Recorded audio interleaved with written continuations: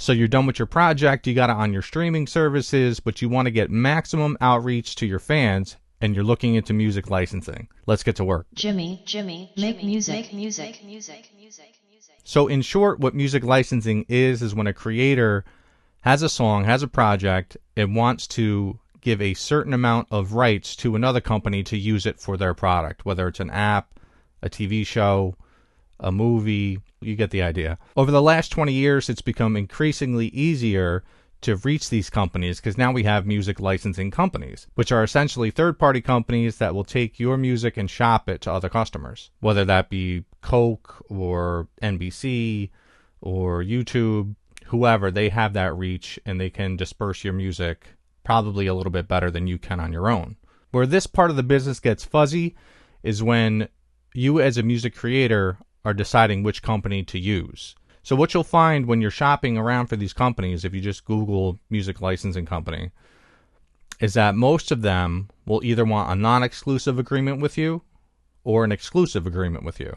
Non-exclusive means you can use them as a licensing company and then another company as a license company and another one, another. If you sign an exclusive agreement, you can only work with that one company when dealing with music licensing. So let's break this down a little bit. I want to show you guys what it looks like from a non-exclusive perspective. So first off, you want to go into your PRO, whether it's ASCAP, BMI. If you don't have an account with a performing rights organization, I'd advise to get one.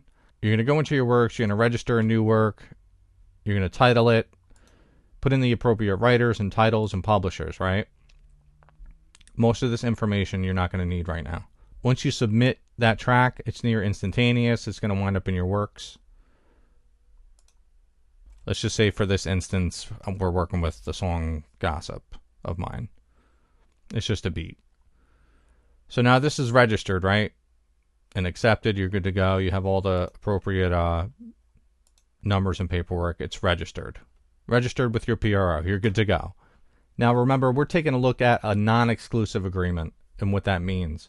In this case, we're going to look at my pond5.com account and what this entails. I'm going to try to show you exactly what to look for when you're picking these companies. Some things might work great for you with these companies and some might not. You got to shop around. I'll leave links to all these websites in the description for you. On almost all of these music licensing sites, the information that you're going to be looking for as a creator will be at the bottom of the webpage. You're going to look for things that say sell your media, become a contributor, that type of wording. Most of the sites that have survived the pandemic actually are the bigger sites. So they're going to do video, they're going to do photos, and they're going to do music too. So make sure you're looking at the appropriate licensing information for music. Before choosing a company, I would take a deep dive into their FAQs and look for creator questions. Very rarely will they have the entire agreement that you're signing up on their website until you actually sign up. But you can find little bits of information that might answer some of your questions. So case in point, on Pond 5, can I sell my content in multiple places? And here it just reminds you that it is a non-exclusive agreement. There are, in most cases, even with companies that offer non-exclusive agreements, they'll have options to make it exclusive. So read through that paperwork and see what works for you. In most of these licensing sites, you'll have your own dashboard and you'll be able to see what's going on with your account. You'll have your own dashboard. Uploading to these sites are super simple. You'll just add descriptions and metadata tags along with your track. Oftentimes for each track, you'll see that there'll be ASCAP or BMI information. And just make sure that this stuff is correct with the name that's on your ASCAP account or BMI account, composer, music publisher, and which performing rights organization you're using. All of these different music licensing sites are set up this way. Even on a smaller site like luckstock.com, which isn't even taking submissions right now because COVID kind of messed them up, you'll have that different information to import to associate your track with your PRO. One of the things you want to look for when dealing with music licensing companies is if they have any affiliation with a PRO.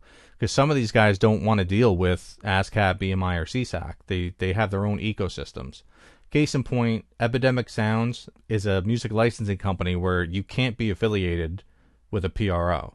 A nice part about them is that it is non-exclusive, so you can work with other companies, but you can't be affiliated with a PRO, which is weird to me. Epidemic Sounds is huge. It's a subsidiary of Getty Images, which is a huge stock photo library. But I repeat, you cannot be part of a PRO and have an Epidemic Sounds account. And up front, it doesn't say anything about that. It just says non-exclusive, which is good in some cases. But as soon as you go to submit your music and you put in your information and links to demos, it'll ask if you're a part of a PRO. And if you click yes, it'll actually ask you if you're willing to opt out from your PRO agreement, which means you have to resign your membership from your performing rights organization. They want to keep everything in their ecosystem and not deal with them. They're essentially going to become your PRO. Would this work for everybody? Absolutely not. A lot of people don't want to give up their membership to their PRO. But for people who are just starting out, this might be great for them if they don't want to deal with ASCAP, BMI, or CSAC, or maybe their business plan isn't making money from that route. This might work for them. Or maybe you want a one-stop shop type of thing, and this slides into your workflow better. So it could be beneficial for some people. So keep all those things in mind, what works best for you when choosing a music licensing company. Let's take a look now at some of the exclusive terminology when working with an exclusive music licensing company. So we're here on PremiumBeat.com, which is a subsidiary of Shutterstock, which is very similar to iStock and Getty Images. They do a lot of work with photographers and videographers, but they do have some music licensing options. Keep in mind, whatever company you choose, there's going to be some type of submission process where you'll upload links or send MP3s, and you have to be approved. Now, the same thing goes as before when shopping for an exclusive music licensing company. You want to see if they have any PRO affiliation, and what type of rights are you giving away to them to shop your music. Once again, when you hit these sites, you're just going to scroll all the way down to the bottom, and we're going to look for some type of, here we go, submit music. And this will give you a synopsis of what they're looking for and how to go through the motions. And you'll see here, are you a member of a PRO? You put yes, but nothing changes. So they don't mind if you're a member of a performing rights organization or not. With companies like this, especially exclusive music licensing companies, what they'll do is actually re-register the song with their PRO, whether it's ASCAP, BMI, or CSAC, a number of others, and they will act as the publisher. So whatever information you had put back in here, and see how my company's the publisher and I'm the composer, what they'll do is re-register this, and I will still remain the composer, but they'll become the publisher. So that's something to keep in mind. You're not going crazy if you see a song registered twice with your PRO. It's just them re-registering the song. Another thing to look for within these sites that will have works for hire. If you can get involved in those programs, I definitely recommend it, because what it does is notifies you of certain projects that their customers are looking for that you might fit the bill for. So let's say you usually do like upbeat music, and they have a client that's doing a cell phone commercial and they need something upbeat. You'll get a notification, usually through email, that this company's looking for this type of beat or this type of song, and it kind of evens the odds a little bit that you'll get a placement. So just like this, inside Crucial Music, which is another music licensing company I use, they have Crucial Custom.